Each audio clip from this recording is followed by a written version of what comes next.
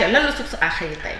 Le sport, Augustin Senghor non élu au conseil de la FIFA avec la complicité d'Infantino, un deal depuis Nouakchott selon source A.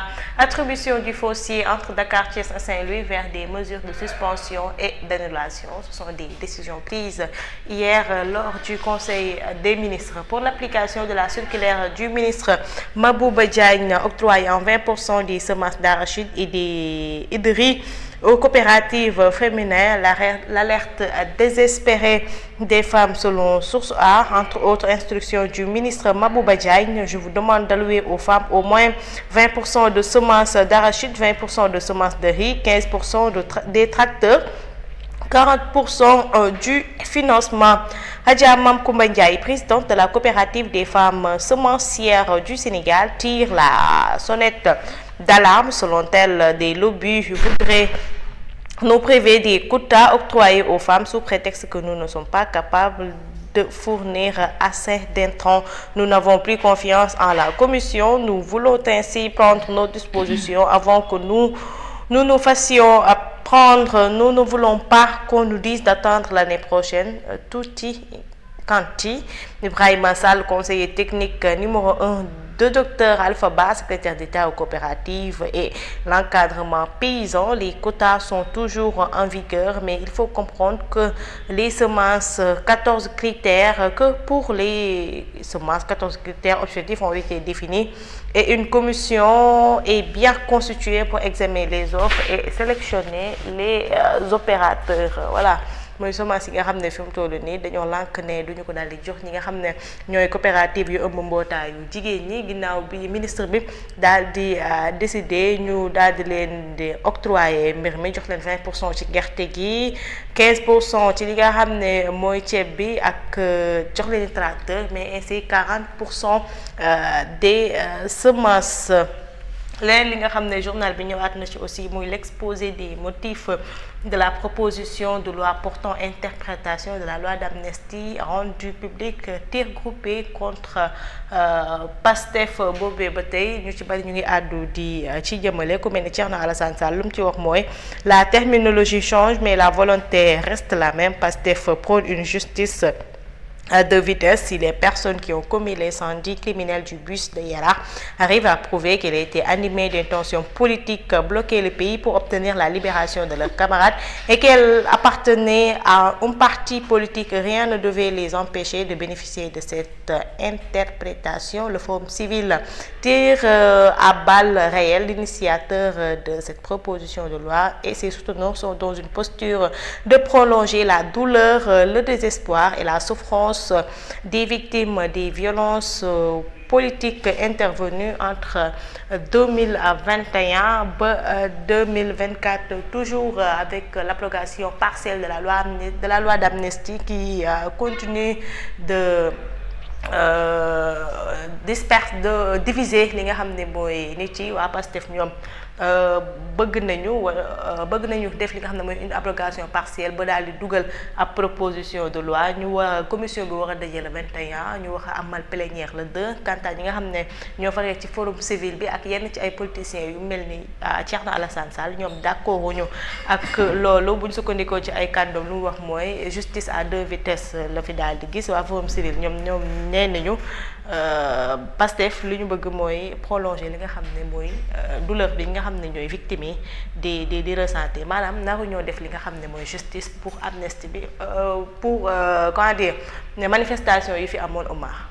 waaw effectivement boo xoolee proposition de loi interprétative bi nga xam ne ni Amadou Ba moom la bëgg a introduire actuellement moo lëmbe réew mi parce que ñenn ñi dañ gis ni rek justice sélective la maanaam mbiri Pastef da ko bëgg a féetale benn wàll gi bàyyi geneen wàll gi moo tax ñu bëri yéey si yàbbi si ki si mel ni ñi ci mel ni waa forum civil gis nañ ci en tout cas les acteurs de la société civile aussi la classe politique dégg nañ ci tamit ku si mel mel ni Guy Marius Sagna di si wax mais Guy Marius Sagna lu mu si wax boo xoolee moom dafa ne bon daanaka lu Amadou Ba lu wax rek la wax mais contrairement à Guy Marius Sagna quand même le FRAPP bi nga xam ne ni si la bokk ñoom bon ils sont allés à contre-pied quoi ñoom d'accord ñu boo xoolee si proposition de loi Amadou Ba bi parce que dañ gis ni justice moom justice la war a doon rek maanaam justice boo xam ne day tëddee njaaxaanaay respecté ñëpp teg ñëpp sur le même pied mais pas benn justice boo xam ne nii day xool lu arrangé lii xool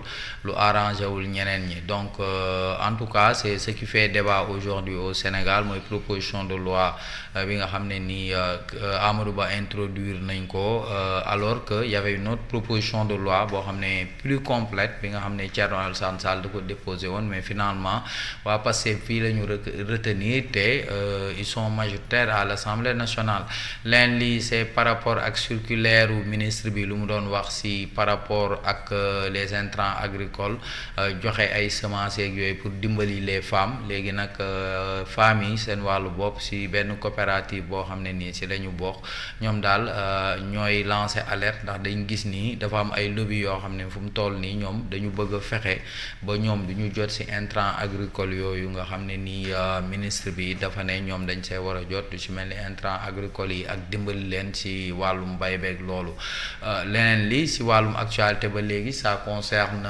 ki nga xam ne nii moom mooy Augustin Senghor bëggoon bokk ci conseil de la FIFA ñu doon tàll 6 candidats yoo xam ne nii nag moom finalement Augustin Senghor bokku ci ndax il a perdu ndax ñeneen daanaka ñoo gagné boo xoolee ce sont des gens de l'Afrique du Nord daanaka ñoom ñoo jiitu léegi nag Augustin Senghor moom loolu nu mu ko gisee dafa gis ni en fait loolu lu muy wane rek moom mooy ñàkk déggoo waa Afrique de l'Ouest notamment dafa gis ni y a un deal boo xam ne ni daal en tout cas dañ ko def ci ginnaawam te loolu nee na ça s'est passé depuis Nouakchott en tout cas le vote s'est tenu en Égypte leen lii c'est par rapport ak mesures yi nga xam ne ni premier ministre annoncé na ko en conseil des ministres moom mooy suspendre yenn lotissement yoo xam ne ni amoon na diggante Dakar Thiès ak Saint-Louis mu nekkoon mesure yoo xam ne nii wañ ko annoncé woon yàgg na ndax boo fàttali ko amoon na benn comité boo xam ne tegoon nañ ko fii ci wàllum foncier bi comité boobu doon liggéey boobu ba léegi nag ñu demoon ba benn instant sax yaakaaroon ni premier ministre dafa mel ni ku génnaatoon ci loolu mais finalement communiqué conseil des ministres dëggal na ko dem ce sont entre autres les sujets à la une de Source A.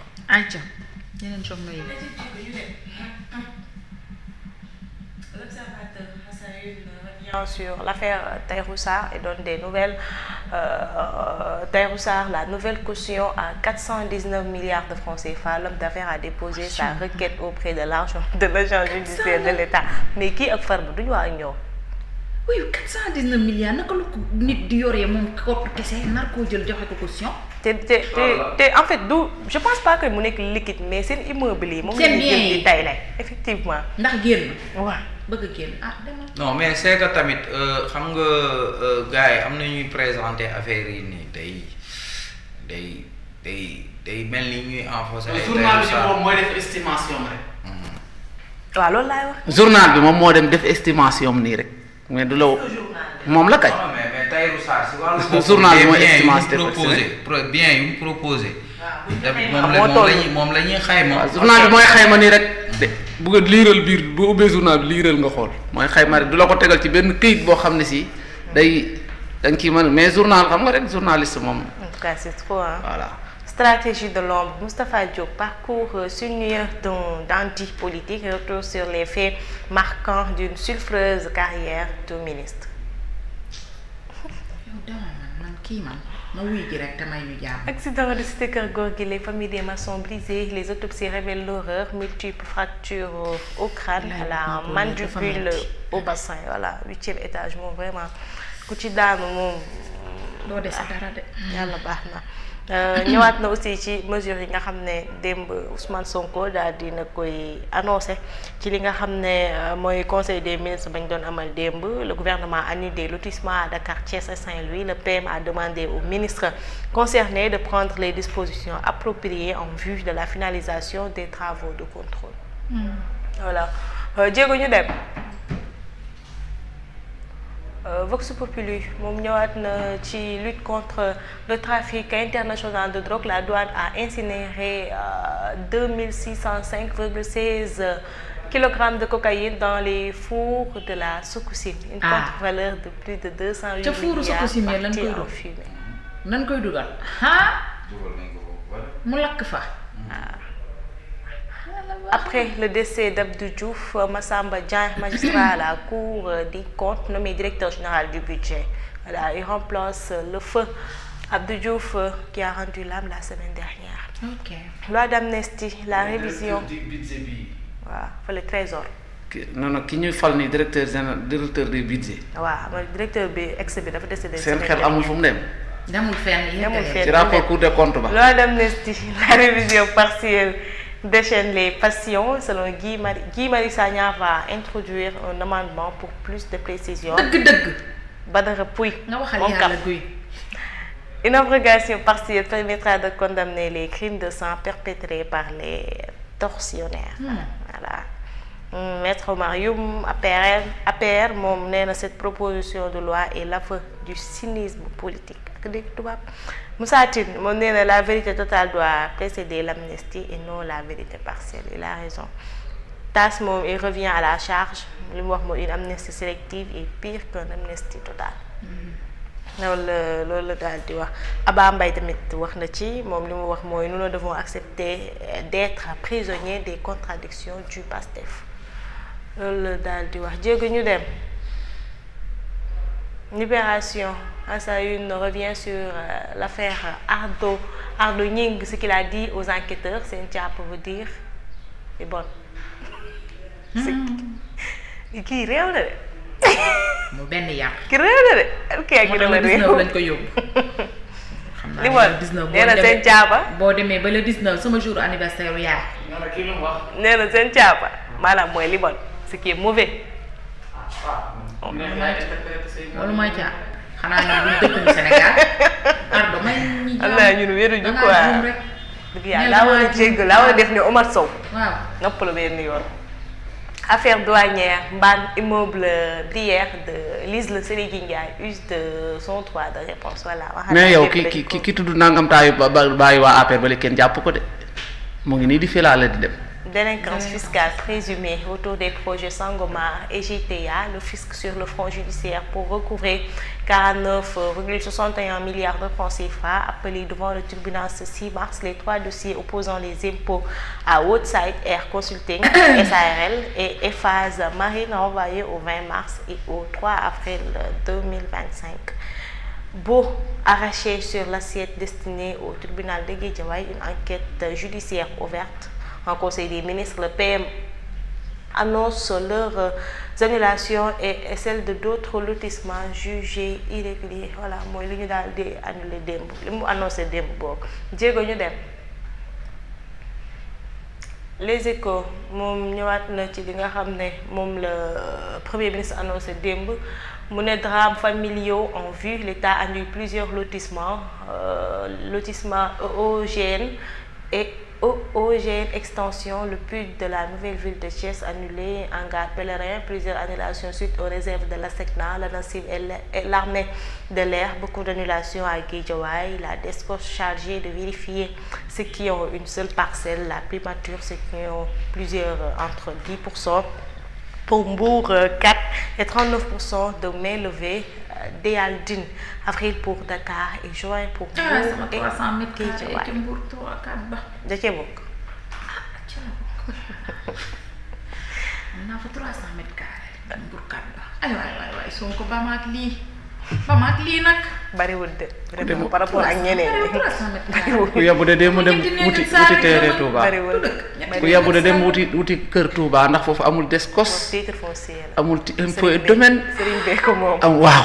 dof léegi lu bi yëpp am nag dëgg nag. ak yebbu dem Touba waaye. bariwul de moom vraiment par rapport ak ñeneen. mu sell mu baax mi yaa baax kay ah. 300 mètres ñëpp ñooy gën. ak li nga koy xut ba ci suwëj. sa bës la ñuy njëkk a nangu. problème lotissement yi. ko 300 yooyu nag ku la bàyyi. xam nga ñetti néeg ak saal la mën rek nag yow it nag. jaay ma ko. kii moom. état teg na ci loxo. état teg na ci loxo nga ne jaay ma ko. waaw yow demal. man dama ko joxul carte bi sax ba suba ba léegi muy buruxlu di pattax. Loi interprétative Amadou Ba. Salve de contestation, Guy Marius Sagna corrige le texte. Le Forum civil parle de duperie et de fourberie doublée de cynisme politicien. Maître Omar Youm, selon lui, c'est l'œuvre de la bêtise et du cynisme politique. Guy Marius Sagna promet d'introduire un amendement pour frappe, ne demande pas une précision judiciaire, mais une justice réelle. dëgg. Ndéegu ñu dem. waxal nga yàlla de Guy. observation rek la wax de. donc amnistie moom tey fees na ci journal. ah mooy. loolu du waxal yàlla de dañ texte bi. ay waay kii na teg téléphone am bi demal. Proposition du Pastef sur l'amnistie, la loi d'Amadou Ba en question voilà ñoom ñoo ñëwaat fii rek Guy Marius Sagna ak TAS. ak ñoom ñu def. Diana ana kii tribune amul tay. Tribune amul man page bu may jëlee sax seen revue maa revue de presse est-ce que amuñu problème ak Tribune. yow tamit journalu Bougane Gueye boobu. de ko indi Tribune yor sax ñëwul tey. yow de. journal yu bari duma ko gis en fait si. fa ngay jëlee bàyyil del jëlee feneen. léegi man bu ma xëyee de maa lay yónnee laaj. bu ma ko jotatee dinaa. loolu dootul lay fii plateforme yi kay boo xoolee da ngay gis. waaw maa revue de presse moom. non man ma xaaral sax dinaa woo kii chaque jour moom 6 heures du matin nga di nga jot Tribune. maa chargé woo Tribune. pour WhatsApp bi yaa indi Tribune. Tribune moom chaque jour que di ngeen ko di nga ko jot. d'accord Tribune yéene kaay loolu kii mooy yéene kaay réew mi heure bii at bii Tribune na téye waaye waxuñu loolu de. genn wàll partie wala boog dernière partie de cette émission. genn wàll partie yow da ngay foole léegi de.